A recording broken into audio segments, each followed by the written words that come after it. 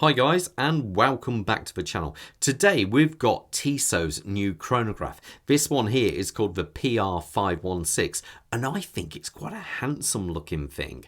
Now, about a year or so ago I reviewed the PRX Chrono, and to be fair, that was not a bad watch at all, but it was a little bit chunky. There was no getting around it. It definitely It felt like it had weight behind it, but also on the wrist it did look quite, it had a fair old heft to it. Where this one has been, it's definitely slimmed down and is a more wearable version. And I simply love its classic looks with its black and silver and orange there. It really does a good way of, making those subdials and hands pop.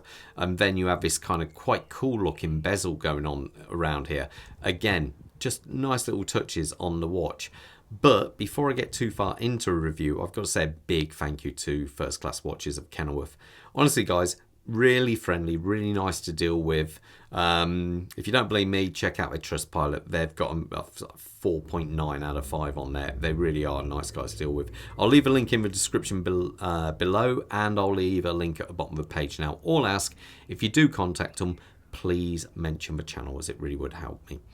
So anyway, sizes.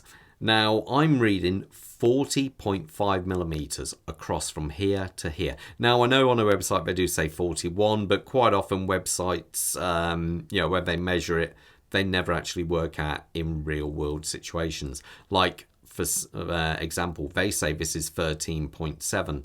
I'm measuring 14.1, but it's quite normal. A lot of brands sort of like round down when it comes to thickness. The lug to lug on this is 49mm and the bracelet size is 20mm. Now, the dial. I think the dial is really sharp on this. It really, the black and the silver just looks so good. It really does a good way. I say it pops those subdials, and I like the way that the chronograph is all in orange. Now, another thing I do like is the way they've gone with, there it is zoomed in, applied hour. Here we go. Sorry, it's playing up here.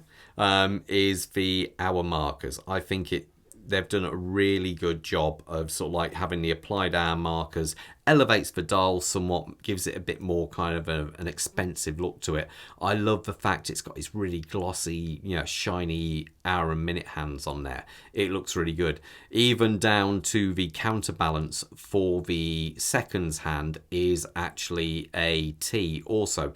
I think that just really kind of, it's just nice to see that, they keep to the core things of the brand.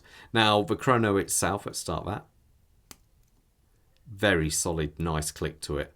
Now, as you can see, you got a nice printed on minute marker there, minute track. So you can easily divide that up quite simply with the second hand. Now over here we have the constant running seconds. That is why that hand is in white. And I say this is the minute totalizer and the hour totalizer for the chronograph.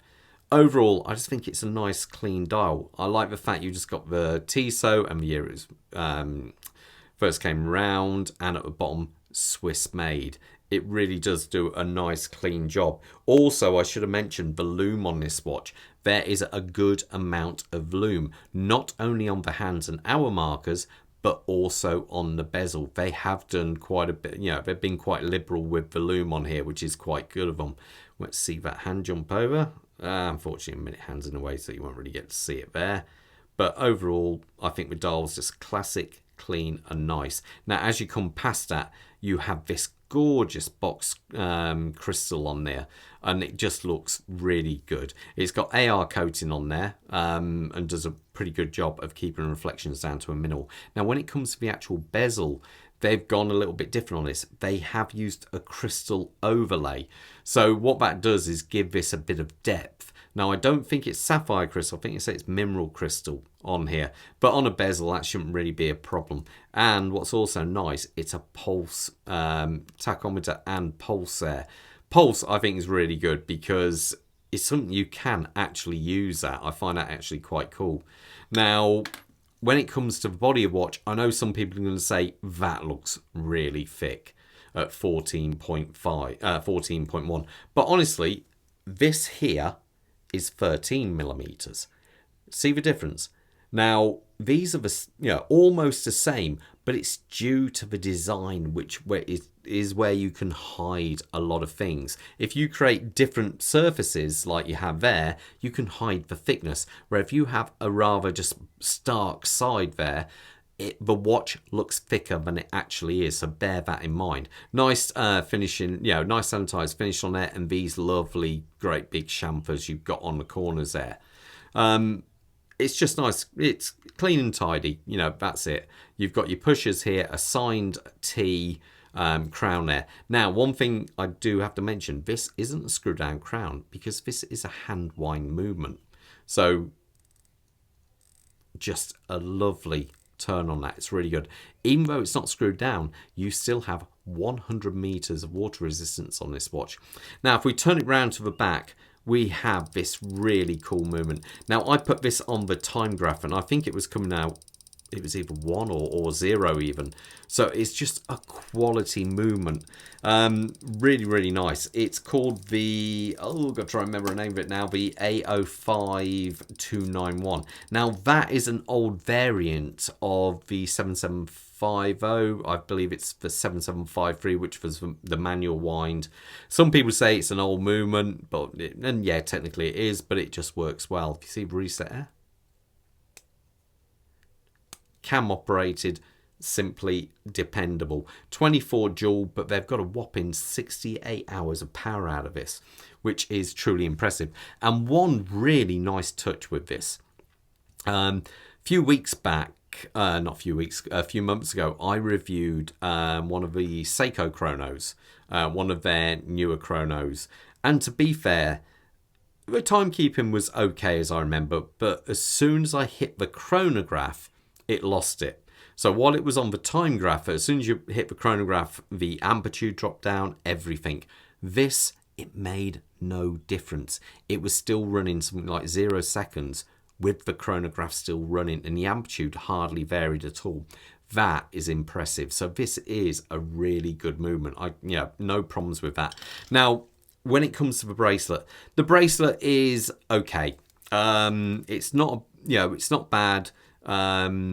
It's perfectly okay. Remember, this watch, the retail price of this watch is about £1,700, which for a chronograph actually is very good. From a Swiss brand, that is, from a proper, like one of the well heard of brands. So the bracelet is okay. It's got straight end links, as you can see, straight links going into the body there. You can also order it on different straps if you so desire. Now the clasp. Still got the stickers on there. Nice fold over. Nothing, just okay. No problems at all. 3 levels of micro adjustment on there. Overall, it's just solid, really. Let me put some on my wrist so you got an idea how it looks. Say quick wrist check. I'm wearing the RS65 Diver Gen 1. And look what Bob's got. Something a little bit different there. Review of that will come out soon as well. So my wrist size is 7¼ inches. 17.5 centimeters, I believe it is. And that's it on my wrist. I think that looks really cool. It's a good looking watch, definitely. Maybe they could have addressed the side a little bit. Make optically, you can do a lot with design, and you can make things look slimmer than they actually are. But overall, I think it is a cracking looking watch, no problem at all. Anyway, guys, I'll leave you to it. Most importantly, stay safe out there. Bye.